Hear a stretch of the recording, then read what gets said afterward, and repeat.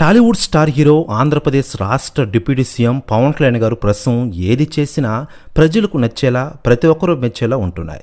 అలాగని ఆయన టైం అలా నడుస్తుంది అనుకోవడానికి లేదు. ప్రజల కోణంలో ఆలోచిస్తూ నిర్ణయాలు తీసుకోవడం వల్లే ఆయన ఏం చేసినా ప్రశంసలు అందుకుంటున్నారు. ఇలా అసెంబ్లీ ఎన్నికల్లో 100% స్ట్రైక్ రేట్ నుండి తాజాగా స్వాతంత్ర దినోత్సవ వేడుకల కోసం తీసుకున్న నిర్ణయం వరకు పవన్ కళ్యాణ్ ఏం చేసినా ప్రజల్లోకి బలంగా వెళ్తోంది. సినిమాల్లోనే మాదిరిగానే రాజకీయాల్లో కూడా ఆయన క్రేజ్ అంతకంతకు పెరుగుతుందే తప్ప ఎక్కడా తగ్గడం లేదు. ఇకపోతే ఇటీవలే అటవీ శాఖ మంత్రి రైతుల సమస్యలను పరిష్కరించేందుకు స్వయంగా కర్ణాటక వెళ్లారు పవన్ కళ్యాణ్ గారు. చిత్తూరు, పార్వతీపురం జిల్లాలో ఏనుగులు, ఊళ్ళు, పంట పొలాలపై బీభత్సం సృష్టించుకోండి కుంకి ఏనుగులను ఇచ్చేలా కన్నడ ప్రభుత్వాన్ని ఒప్పించారు పవన్ కళ్యాణ్ గారు.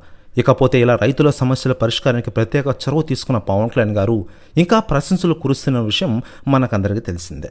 ఇక ఇదిలా ఉండగా పవన్ కళ్యాణ్ గారి కోసం ఇప్పటికే చాలామంది జనాభా తరలి వస్తున్నారట. దీంతో శభాష్ అంటున్నారట సీఎం చంద్రబాబు నాయుడు గారు. ప్రెస్ యూనిట్స్ కూడా తెగ వైరల్ అవుతోంది ఆంధ్రప్రదేశ్ రాష్ట్ర రాజకీయాల్లో. ఇక ఇదిలా ఉండగా ఆంధ్రప్రదేశ్లో ఆగస్టు 15 దగ్గర పడుతోంది. స్వాతంత్ర దినోత్సవ వేడుకలకు ఆంధ్రప్రదేశ్ ప్రభుత్వం సిద్ధమవుతోంది. డిప్యూటీ సీఎంగా పవన్ కళ్యాణ్ గారిని ఇది మొదటి స్వాతంత్ర వేడుకలు.